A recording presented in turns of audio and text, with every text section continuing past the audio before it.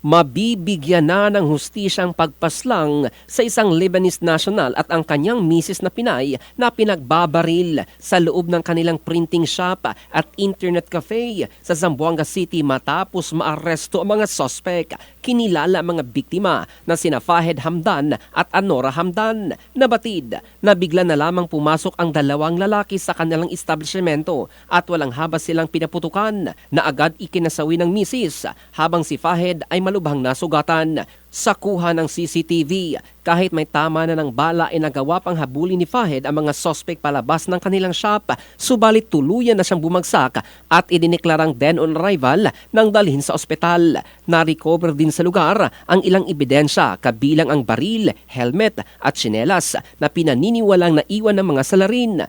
Agad namang kumilos ang mga otoridad dahil dito nag-alok ng 500,000 pesos na pabuya si Zamboanga City Mayor Kaimer Olaso upang mapabilis ang pagresolba sa kaso. Hindi pa man lumilipas ang 24 oras ay naaresto ang isa sa mga sospek na kinilalang si Jamil Cotamora Binansing. Sinundan ito ng pagkakadakip ng ikalawang sospek na si Salman Najirun noong Abril 15 sa Lamitan City, Basilan.